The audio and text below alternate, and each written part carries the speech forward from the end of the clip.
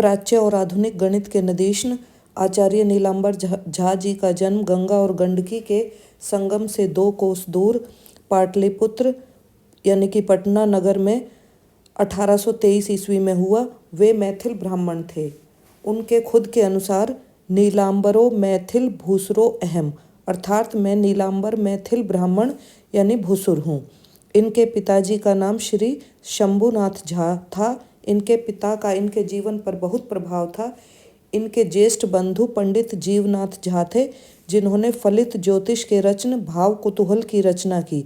नीलांबर झा ने अपने बड़े भाई जीवनाथ जी से ज्योतिष की प्रारंभिक शिक्षा ग्रहण की। बाद में वे काशी आ गए, जहाँ पर काशी संस्कृत पाठशाला में उन्होंने अनेक विद्वानों के सानिध्य में ज्योतिष का अध्ययन किया। काशी में पंडित सुधाकर द्विवेदी से प्रभावित होकर उनकी प्रेरणा से आधुनिक गणित का अध्ययन किया। इसके बाद उन्होंने इस नई गणितीय पद्धति द्वारा सिद्धांत ज्योतिष के खगोलीय विषयों को निरूपित करने का निर्णय किया। अपनी विशिष्ट मेधा और प्रतिभा द्वारा नीलांबर जी ने आधुनिक खगोल विज्ञान का भारतीय सिद्धांत ज्योतिषीय सूत्रों से समन्वय स्थापित किया। पारंपरिक ज्योतिषीय परिवार में जन्मे वे ऐसे पारंपरिक पंडित थे जिन्होंने पाश्चात्य गणित की सहायता से भारतीय खगोल सिद्धांत के विषयों को स्पष्ट किया। इनके ग्रंथों गोलीय रेखागणित और चापीय त्रिकोणमिति में भगवान श्री कृष्ण की आराधना की गई है। इससे पता लगता है कि वे श्री कृष्ण के परम भक्त थे। वे अलवर के राजा शिवदास सिंह के यहाँ प्रधान ज्योतिषी थे। काशी में 1883 ईस्वी में इनका देहावसन हो गया। नीलांबर जी का कर्तृत्व। इनका एक ग्रंथ गोल प्रकाश है। इसके 5 भाग हैं: जिया उत्पत्ति, त्रिकोणमिति, गोलीय रेखागणित, चापीय त्रिकोणमिति और प्रश्न सिद्धांत। इनमें से गोलीय रेखागणित और चापीय त्रिकोणमिति पारंपरिक अध्ययन शाखा में शास्त्री में पढ़ाए जाने वाले विषय हैं। इसके अतिरिक्त शंकर बाल कृष्ण दीक्षित जी के अनुसार इन्होंने भास्करीय ग्रंथों के कुछ भागों की भी रचना की है। गोलीय रेखागणित। अंग्रेजी का ज्ञान न होने के कारण या आंग्ल माध्यम से अध्ययन न करने वाले उच्च गणित या खगोलीय गणित का अध्ययन करने वाले छात्रों के लिए पाश्चात्य गणित के नियमों का संकलन इस ग्रंथ की रचना नीलांबर जी ने की है।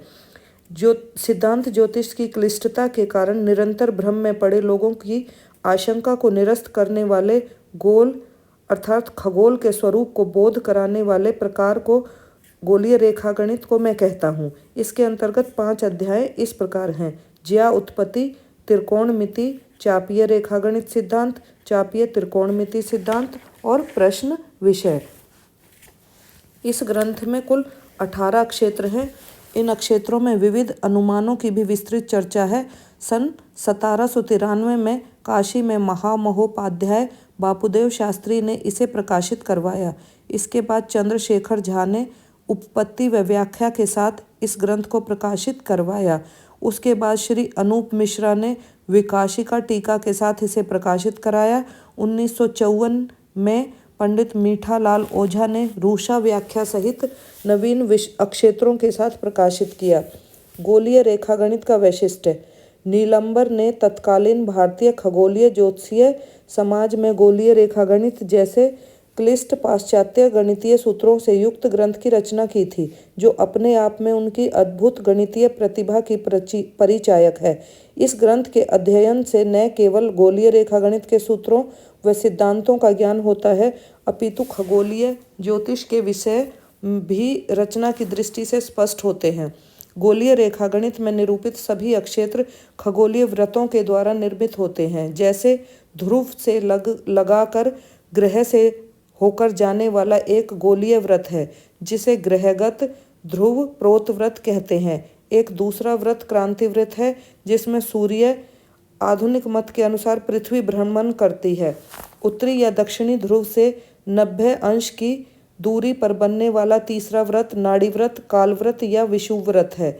चूंकि इन तीनों व्रतों में से क्रांति व्रत और नाड़ी व्रत इनका परस्पर खगोल पर 2 बिंदुओं पर संपात या कटान होने के कारण इन बिंदुओं पर बने कोण को गोल संधि कोण या क्रांति कोण कहते हैं। इसके अतिरिक्त ग्रहगत ध्रुव प्रोतव्रत, क्रांति व्रत और नाड़ी व्रत इन दोनों से होकर गुजरता है। अतः इस व्रत द्वारा क्रमशः क्रांति और नाड़ी के साथ संपात होने पर 2 और कोण बनते हैं। इस प्रकार इन तीनों व्रतों से 3 कोण बनते हैं। अतः इन तीनों व्रतों द्वारा एक गोलीय त्रिभुजगत क्षेत्र का निर्माण होता है। इस प्रकार 3 व्रत चापों से निर्मित गोलीय त्रिभुज रेखीय त्रिभुज से गणितीय गुणों में भिन्न होता है। जैसे रैखिक त्रिभुज में कोणों का योग 180 डिग्री के तुल्य होता है, किंतु गोलीय त्रिभुज में एक चाप भुजा का मान ही लगभग 180 डिग्री हो सकता है। ऐसे अनेक खगोलीय क्षेत्रों की चर्चा इस ग्रंथ में की गई है।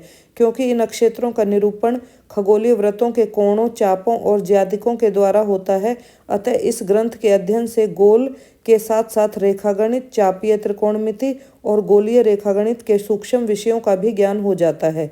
इसके अतिरिक्त गोल प्रकाश के अंतर्गत चापीय त्रिकोणमिति ग्रंथ भी वर्तमान में उपलब्ध है। इनके अध्ययन से सूर्य सिद्धांत आदि सिद्धांतों की उत्पत्ति समझने में सहायता मिलती है। धन्यवाद।